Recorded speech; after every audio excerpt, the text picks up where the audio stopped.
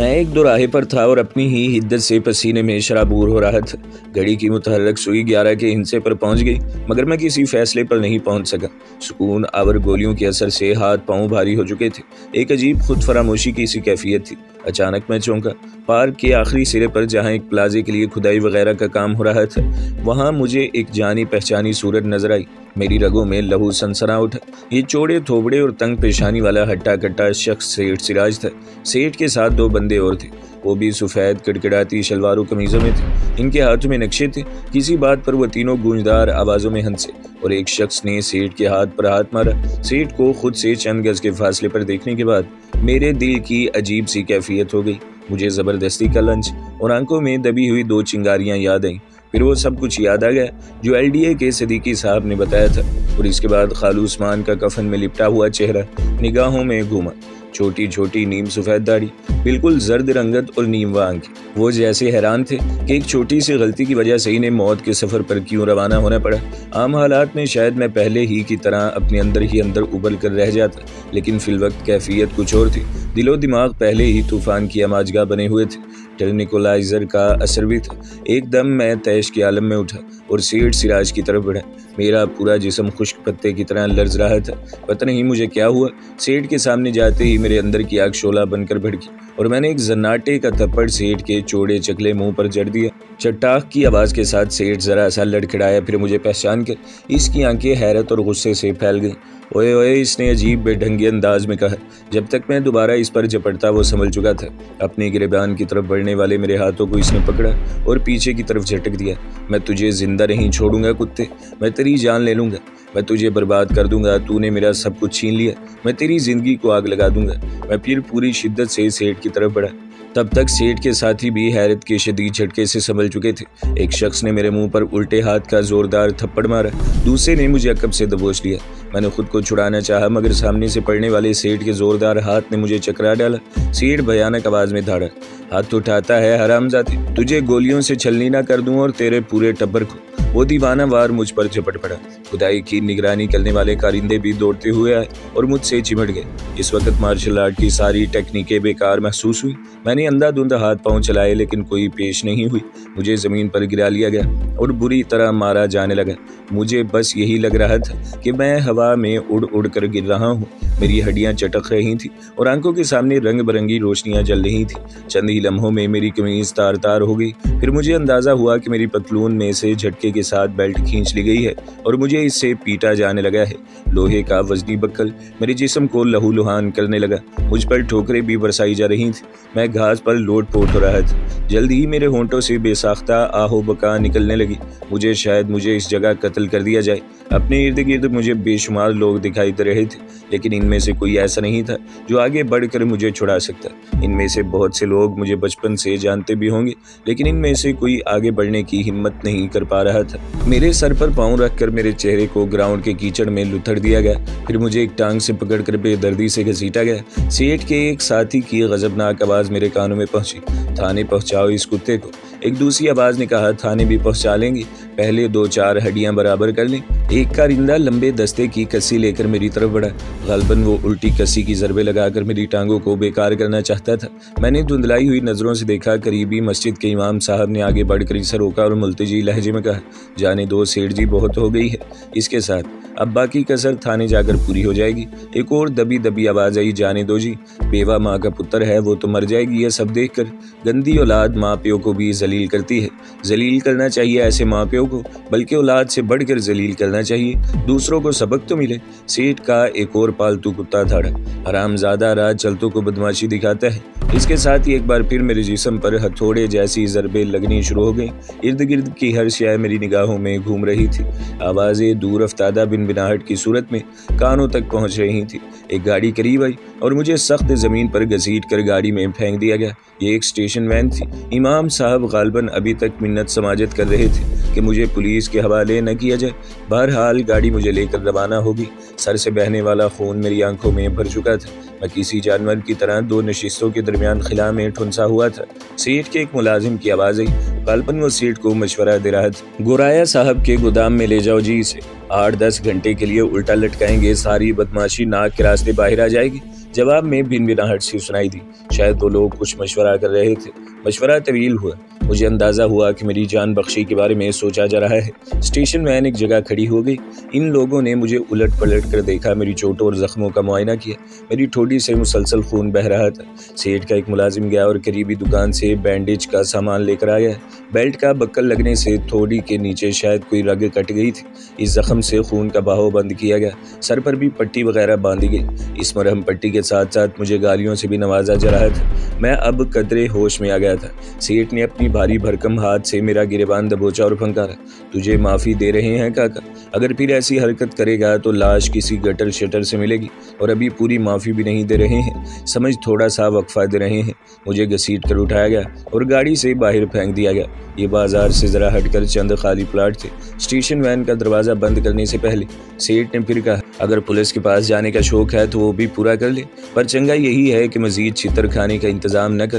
پھر station when کا سفید دروازہ سلائیڈ کر کے بند ہوا اور وین تیزی سے چلتی ہوئی نظروں سے اوجھل ہو گئی۔ ایک دو راہگیر مجھے حیرت سے دیکھ رہے تھے۔ جب پتلون میں سے جھٹکے کے ساتھ میری بیلٹ نکالی گئی تھی تو پتلون کا ہک بھی ٹوٹ گیا تھا۔ اب پتلون میری کمر سے نیچے کھسک چکی تھی۔ انڈرویئر کے سبب میں برہنگی سے بچا رہا۔ قمیض تو تار تار ہو گئی تھی لیکن بنیان ابھی جسم پر موجود تھی۔ ایک شخص نے ہمدردی کے لہجے میں کہا، کیا بات ہے بھائی صاحب، کوئی جھگڑا وغیرہ ہو گیا ہے؟ میں نے اس بات میں سر ہلایا۔ میری آنکھوں سے دو آنسو ٹپک گئے۔ ایک رکشے والا اور ایک موٹر سائیکل سوار بھی میرے قریب رک گئے۔ میں اب اٹھ کھڑا ہوا تھا اور پینٹ کو ایک طرف سے اڑس لیا تھا۔ لوگ اشاروں کنایوں میں ایک دوسرے سے پوچھ رہے تھے کہ کیا ہوا ہے۔ میں انہیں نظر انداز کرتا ہوا ایک تنگ گلی میں مڑ گیا۔ حواس پر عجیب سی دھند چھائی ہوئی تھی۔ میں اپنے قرب و جوار پر مطلق دھیان نہیں دے رہا تھا۔ قریباً ایک فرلانگ آگے جانے کے بعد مجھے پہلی بار اندازہ ہوا کہ چپل میرے پاؤں سے نکل چکی ہے اور میں ننگے پاؤں ہوں۔ لوگ مجھے حیرت سے دیکھ رہے تھے لیکن میں چلتا رہا۔ جسم پر کئی چوٹیں تھیں لیکن پتہ نہیں کیوں تکلیف کا احساس زیادہ نہیں تھا۔ شاید اس احساس پر ذلت اور شرمندگی کا احساس غالب آ گیا تھا۔ چلتے چلتے میں نے پتلون کی جیب ٹٹولی۔ ایک جیب میں 150 روپے موجود تھے۔ بازار کے آخری سرے پر مجھے ایک شوز سٹور نظر آیا۔ یہاں سے میں نے ہوائی چپل خریدی۔ اپنی چوٹوں کے بارے میں نے دکانداروں کے سوالوں کے گول مول جواب دیے اور خود کو گھسیٹتا ہوا آگے بڑھتا رہا۔ یہ مغل پورہ کا علاقہ تھا۔ سامنے ریلوے لائن نظر آ رہی تھی۔ ریلوے لائن کو دیکھ کر خیال گزرا کہ لوگ اس پر لیٹ کر خودکشی بھی تو کر لیا کرتے ہیں، تو کیوں نہ میں بھی آج یہاں کسی بھاری بھرکم ٹرین کے سامنے لیٹ کر اپنی زندگی کو موت کے اندھیروں میں ڈبو لوں۔ بے شک موت ایک خوفناک چیز ہے، لیکن کچھ دیر پہلے کی ذلت اور رسوائی جھیلنے کے بعد مجھے موت ایک عام سی چیز لگی تھی، ایک گہری تاریکی جو ہر قسم کے احساسات سے پیچھا چھڑا دے گی اور میں کسی اندھے کے فاصلے پر چلا جاؤں گا۔ کچھ ہی فاصلے پر پولیس اسٹیشن کا سائن بورڈ دیکھ کر میں چند لمحے کے لیے رک گیا۔ خیالات کا دائرہ دوسری طرف مڑ گیا۔ کیا میں پولیس اسٹیشن چلا جاؤں، وہاں فریاد کروں اور انصاف مانگوں؟ لیکن کیا وہاں انصاف مل جائے گا؟ انصاف کو مجھ تک اور ثروت تک اور خالو عثمان تک پہنچنے دیا جائے گا؟ یہ سوال ذہن میں آتے ہی موٹی گردن اور چوڑے تھوبڑے والا سیٹ سراج اپنی تمام تر خباثت کے ساتھ میرے پردہ تصور میں ابھر آیا، اور وہ اکیلا نہیں تھا۔ اس کے ساتھ اسی طرح کے گرانڈیل اور کڑکڑاتی شلوار و قمیض والے لوگ تھے۔ ان سب نے جیسے بزبان کہا، جتنا تڑپو پھڑکو گے کاکا اتنا ہی پھنستے جاؤ گے۔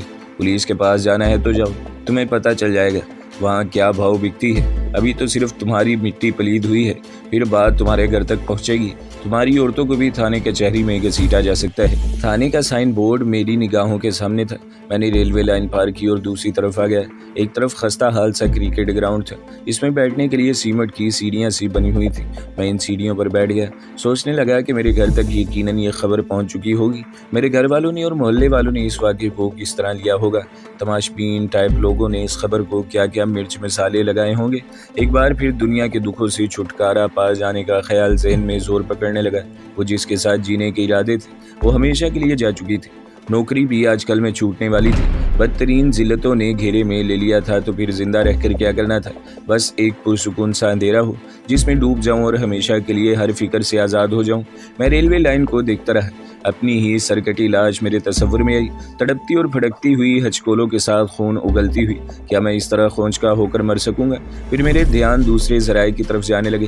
میں بے انتہا سنجیدگی سے کسی ایسے طریقے کے بارے میں سوچنے لگا جو مجھے آسانی کے ساتھ اس دائمی اور پرسکون اندھیرے میں پہنچا دے کہ بہت ساری گولیاں پھانک کر لیٹ جاؤں اور کسی اور دنیا میں پہنچ جاؤں۔ یہ خیال بہتر محسوس ہوا۔ ابھی جیب میں کچھ روپے موجود تھے۔ میں اٹھا اور لنگڑاتا ہوا پھر ریلوے لائن کی طرف بڑھا۔ ریلوے لائن کراس کر کے ایک بار پھر بازار میں داخل ہو گیا۔ کچھ فاصلے پر دوائیوں کی ایک دکان نظر آئی، صاف ستھری دکان تھی، باہر گارڈ کھڑا تھا۔ میں اندر چلا گیا، میں نے ٹرنکولائزر مانگا، سیل مین نے مجھے سر تپا دیکھا، پھر مالک دکان کی طرف دیکھا، مالک دکان بھی مجھے ہی دیکھ رہا تھا۔ اس نے خشک لہجے میں کہا، نہیں ہے بھائی۔ میں چند لمحے تذبذب میں رہا، پھر گندم میں رکھنے والی گولیوں کے بارے میں پوچھا۔ اس مرتبہ دکاندار کے چہرے پر واضح طور پر جھلاہٹ اور غصہ نظر آیا۔ اس نے میری طرف دیکھے بغیر درست لہجے میں کہا، نہیں، ہم نہیں رکھتے گولیاں۔ مجھے لگا کہ میں نے کچھ اور پوچھا تو وہ مجھے دھکیل کر باہر نکالنے کی کوشش کرے گا۔ یقیناً میرا ابتر حلیہ ہر کسی کو چونکا رہا تھا۔ میں واپسی کے لیے مڑا۔ اس وقت میں نے اپنے عقب میں ایک شخص کو دیکھا۔ مجھے لگا کہ میں نے اسے تھوڑی دیر پہلے کرکٹ گراؤنڈ کی ٹوٹی پھوٹی سیڑھیوں پر بھی دیکھا تھا۔ ایک بار شاید ہم دونوں کی نظر بھی ملی تھی۔ میں باہر نکلا تو وہ شخص بھی میرے پیچھے آیا۔ میں کسی اور دکان کی تلاش میں لنگڑاتا ہوا آگے بڑھنے لگا۔ 2-3 منٹ بعد میں نے دیکھا تو وہ بدستور میرے پیچھے تھا۔ اب شبے کی گنجائش کم تھی، وہ میرے پیچھے آ رہا تھا۔ وہ کیا چاہتا ہے، میں نے سوچا۔ پھر ایک دم میں نے سارے خیال ذہن سے جھٹک دیے۔ میں کیوں ارد گرد کے بارے میں سوچوں جب میں ویسے ہی سب کچھ چھوڑ رہا ہوں، ہر شے سے دور جا رہا ہوں، تو پھر کیوں اپنا دماغ کھپاؤں۔ اس وقت میرے ذہن میں بس ایک ہی بات تھی، میں جلد از جلد اس پرسکون اندھیرے کی پناہ میں چلا جاؤں جو مجھے اپنی طرف بلا رہا ہے۔ اور حقیقت یہی ہے کہ میرا مرکز نگاہ وہ اندھیرا ہی تھا۔ باقی کی ہر شے نگاہوں میں دھندلائی ہوئی تھی، ہر منظر زوردار دور افتادہ نظر آ رہا تھا، آوازیں بنبناہٹ کی صورت میں تھی۔ میرے ارد گرد چلتے ہنستے مسکراتے اور باتیں کرتے لوگ جیسے کسی اور دنیا سے تعلق رکھتے تھے۔ اچانک ایک ہاتھ میرے کندھے پر آیا۔ میں نے مڑ کر دیکھا، وہ میرے پاس کھڑا تھا۔ وہ قریباً میرا ہم عمر ہی تھا۔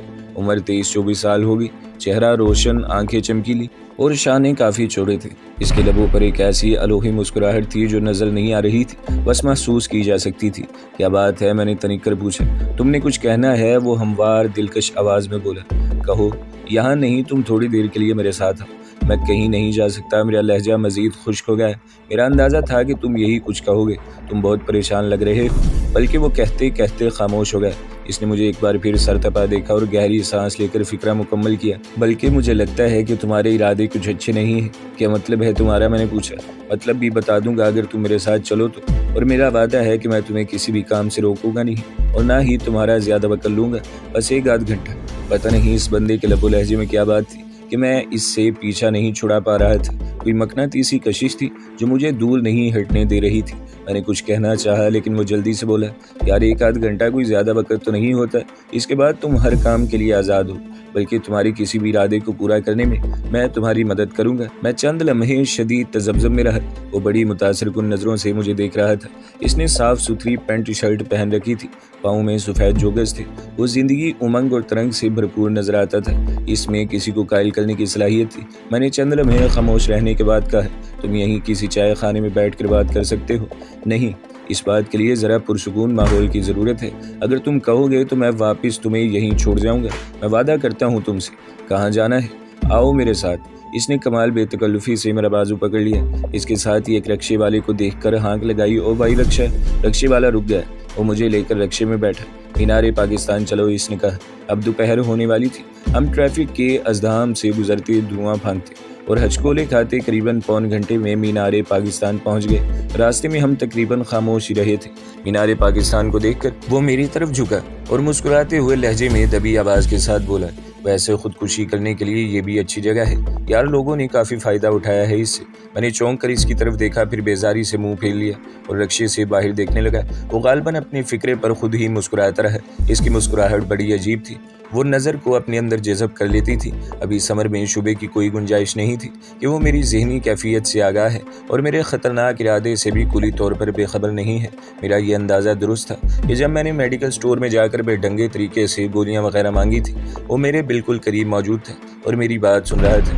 اس سے پہلے وہ خستہ حال کرکٹ گراؤنڈ میں بھی میری حرکات و سکنات ملاحظہ کر چکا تھا۔ کہیں یہ کوئی خفیہ پولیس والا تو نہیں ہے؟ میں نے سوچا، مجھے معلوم تھا کہ خودکشی یا اقدام خودکشی جرم ہے اور قابل دست اندازی پولیس ہے، کہیں یہ بندہ مجھے تھانے وغیرہ تو نہیں لے جائے گا۔ اس دوران میں اس کی شیریں آواز میرے کانوں میں پڑی۔ وہ ایک بار پھر میری طرف جھکا اور مدھم لہجے میں بولا، لگتا ہے میری بات تمہیں بری لگی ہے، معاف کر دو یار، میں تو ایک جنرل بات کر رہا تھا۔ ہم کہاں جا رہے ہیں؟ جا نہیں رہے، پہنچ گئے ہیں۔ وہ سامنے بجلی کا ٹرانسفارمر دیکھ رہے ہو، وہیں رکنا ہے، تب اس نے یہی بات رکشے والے کو بھی بتا دی۔ رکشے سے اتر کر اس نے کرایہ دیا، ساتھ میں 20 روپے ٹپ بھی دی۔ رکشے والا سلام کر کے رخصت ہوا۔ امراوی روڈ کے ایک بارونق علاقے میں داخل ہوئے۔ یہاں رہائشی مکانات تھے اور اکا دکا دکانیں بھی تھیں۔ یہاں میری ساتھی کو کئی لوگ پہچانتے تھے۔ 2-4 لڑکوں نے اسے ہیرو بھائی کہہ کر سلام کیا۔ 2-3 دکانداروں سے بھی اس کی الگ سلگ ہوئی۔ لگتا تھا کہ وہ یہاں خاصا ہر دل عزیز ہے۔ لوگ میرے حلیے کو بھی تعجب سے دیکھ رہے تھے، لیکن کسی نے کوئی سوال نہیں کیا۔ پھر ایک تھڑے پر بیٹھے ادھیڑ عمر شخص نے کہا، ہیرو پتر تیری ماسی یاد کر رہی ہے تجھے، ایک چکر گھر کا لگانا۔ ہاں چاچا آؤں گا، میں زیتون کا تیل لایا ہوں ان کے لیے، ان کے گھٹنوں کو بڑا فائدہ دے گا۔ چاچے کے قریب بیٹھے ایک نیم بہرے شخص نے کہا، خاتون کا تیل؟ یہ خاتون کا تیل کیا ہوتا ہے؟ خاتون کا نہیں، زیتون کا تیل وڈے باجی، میرے ساتھی نے وضاحت کی۔ چاچے نے مسکراتے ہوئے اپنے نیم بہرے دوست کو چھیڑا، 2 خاتونوں کا تیل تو تم نکال چکے ہو، وہ دونوں بیچاری قبرستان میں ہیں، اب بھی تمہیں خاتون ہی سنائی اور دکھائی دیتی ہے، کچھ خدا کا خوف کر نذیرے۔ میرا ساتھی مسکرایا اور اس کی مسکراہٹ نے ایک بار پھر اپنے ارد گرد چمکیلی شعائیں سے بکھیر دی۔ وہ نیم بہرے نذیرے کے کاندھے پر ہاتھ رکھ کر بولا، بڑے باجی کو خدا کا خوف ہے چاچا، اس لیے تو وہ تیسری شادی کی بات کرتے ہیں، ورنہ لوگ آج کل کیا کیا گل نہیں کھلا رہے۔ پھر اس نے نذیرے کا کندھا تھپکتے ہوئے کہا، بڑے باپ فکر نہ کرے، اگلے ہفتے آپ کو میو ہسپتال لے کر جاؤں گا، وہاں ایک ڈاکٹر اپنا بڑا پکا واقف ہے، اس سے آپ کے دونوں کانوں کی اوور ہالنگ کراتے ہیں۔ نذیرے کے چہرے پر خوشی نمودار ہوئی۔ میں کئی دن سے سوچ رہا تھا کہ تجھ سے یہ بات کہوں گا، اب تم نے خود کہہ دیا، اللہ تجھے حیاتی دے، تو بڑا خیال رکھتا ہے ہم سب کا۔ لو بڑے بھا، اب آپ نے بیگانوں جیسی باتیں شروع کر دی، بس میں چلا، میرے ساتھی نے کہا اور میرا بازو تھام کر آگے بڑھ گیا۔ چھت پر کھڑے ایک لڑکے نے زور سے کہا، ہیرو بھائی کیچ۔ اس کے ساتھ ہی اس نے ایک سیب اس کی طرف اچھال دیا۔ اس نے سیب کیچ کیا اور اسے کچر کچر کھاتا ہوا ایک کوٹھی نما گھر کے دروازے پر آن کھڑا ہوا۔ جیب سے چابی نکال کر اس نے دروازہ کھولا۔ گیراج میں ایک عجیب وضع کی موٹر سائیکل کھڑی تھی، وہ مجھے برآمدے سے گزار کر اندر لے آیا۔ یہاں چاروں طرف بے ترتیبی تھی، جسے دیکھتے ہی اندازہ ہو جاتا ہے کہ اس گھر میں عورت کا غسل نہیں ہے۔ بہرحال گھر میں ساری سہولتیں موجود تھیں۔ یہ قریباً 10 مرلے کا گھر تھا اور اچھا بنا ہوا تھا۔ اگر یہاں سلیقہ اور ترتیب ہوتی تو یہ خوبصورت نظر آتا۔ اسی دوران میں پڑوس کی طرف سے آواز آئی، کسی شخص نے دیوار کے اوپر سے ہیرو بھائی کہہ کر پکارا۔ وہ جی زاہد بھائی کہتا ہوا بغلی راہداری میں چلا گیا۔ پڑوسی نے پوچھا، یہ آپ کے ساتھ کون ہے؟ اپنا دوست ہے زاہد بھائی، سمجھے بچپن کا دوست ہے۔ اسے ہوا کیا ہے؟ کافی چوٹیں لگی ہوئی، دراصل ابھی کچھ دیر پہلے ہی لاہور اسٹیشن پر اسے اتارا گیا ہے، اسٹیشن کی سیڑھیوں سے پھسل کر گر گیا، شکر ہے خدا کا کہ کوئی ہڈی وغیرہ نہیں ٹوٹی۔ ہیرو نے بڑی روانی سے کہا، ڈاکٹر کو دکھاؤں؟ ہاں بینڈیج وغیرہ کروائی ہے۔ کچھ دیر بعد ہیرو پھر میرے سامنے تھا، چہرے پر وہی مقناطیسی مسکراہٹ لیے۔ میں نے گہری سنجیدگی سے کہا، ہاں اب بتاؤ کیا کہنا ہے تم نے؟ نہیں اس طرح نہیں، پہلے تمہیں اپنا حلیہ ٹھیک کرنا ہوگا، کپڑے بدلنے ہوں گے اور کچھ کھانا پینا ہوگا۔ میں تمہاری صورت دیکھ کر بتا سکتا ہوں کہ تم نے ابھی تک ناشتہ بھی نہیں کیا۔ دیکھو مجھے ناشتے وغیرہ کی بالکل ضرورت نہیں، تم اچھا چلو ٹھیک ہے، لیکن ذرا اپنا حلیہ درست کر لو۔ دیکھو یہ تمہاری بنیان بھی اب خون سے داغی ہونے لگی ہے۔ میں اسے روکتا ہی رہ گیا، مگر وہ صابن تولیہ لے کر آ گیا۔ اس نے اصرار کے ساتھ میرا منہ ہاتھ دھلوایا، میری ٹھوڑی کی تازہ بینڈیج اپنے ہاتھ سے کی اور میرے ایک زخمی پاؤں پر بھی پٹی باندھی۔ پھر وہ مجھے لیے اپنا ایک استری شدہ جوڑا لے آیا، پتلون کے اندر بیلٹ وغیرہ بھی موجود تھی۔ میرے انکار کی پرواہ کیے بغیر اس نے مجھے باتھ روم میں دھکیل دیا۔ میں نے باتھ روم میں کپڑے بدلے، کپڑے بدلتے ہوئے جسم کے مختلف حصوں سے ٹیسے اٹھی، چوٹیں ٹھنڈی ہو چکی تھی اور جوڑ جوڑ دکھ رہا تھا۔ میں باہر آیا تو وہ میز پر کھانے پینے کی اشیاء سجائے بیٹھا تھا، پیزے کے ٹکڑے، chicken roll, gold tea, orange juice وغیرہ۔ اس نے بہت اصرار کیا مگر اس بار میں نے اس کی نہیں مانی۔ میں اس قابل ہی نہیں تھا کہ منہ میں لقمہ رکھ سکتا، مجھے لگتا تھا کہ الٹی ہو جائے گی۔ ہاں بتاؤ کیا کہنا چاہتے ہو تم؟ میں نے بے حد رکھائی سے کہا، تمہارا کیا خیال ہے میں کیا کہنا چاہوں گا؟ اس نے الٹا سوال کیا۔ میں خاموشی سے دانت پیسے اور گہری سانس لے کر کہا، میرا خیال ہے کہ تم بس میرا اور اپنا وقت ضائع کرنا چاہتے ہو، تمہارے پاس کوئی کام کی بات ہے اور نہ تم کرو گے۔ کیا مطلب سیدھا سادہ ہے، تم نے مجھے میڈیکل سٹور میں دیکھا، تمہارا خیال ہے کہ میں گولیاں وغیرہ کھا کر ہسپتال پہنچنے کا ارادہ رکھتا ہوں۔ اب تم خدائی فوجدار بن کر میرے سر پر مسلط ہو گئے ہو اور مجھے ایک لمبا چوڑا لیکچر پلانے کا ارادہ رکھتے ہو۔ لیکچر؟ اس نے حیرت سے کہا، ہاں لیکچر۔ تم پہلے مجھ سے میری پریشانی کا حال پوچھو گے، پھر دکھی چہرہ بنا کر میرے بدترین حالات پر افسوس کرو گے، اس کے بعد تم عبدالستار ایدی بننے کی کوشش کرو گے، مجھے زندگی کی قدر و قیمت بتاؤ گے، جینے کے فائدے گنواؤ گے، موت کے نقصانات سے آگاہ کرو گے، پھر تم میرے اندر حوصلہ اور زندگی کی امید ترنگ پیدا کرنے کا جتن کرو گے، اور میں تمہیں ابھی بتا دیتا ہوں تمہاری یہ ساری بے وقوفانہ کوششیں ناکام ہوں گی۔ ان سے کچھ ہونے والا نہیں ہے، اور نہ ہی مجھے ان کی ضرورت ہے۔ تو دوستو، اگلی قسط سننے کے لیے ہمارے چینل کو سبسکرائب کریں، ویڈیو کو لائک کریں اور بیل کے آئیکن پر بھی کلک کر دیں تاکہ ہر جو آنے والی ویڈیوز ہیں وہ آپ کو سب سے پہلے ملتی رہیں۔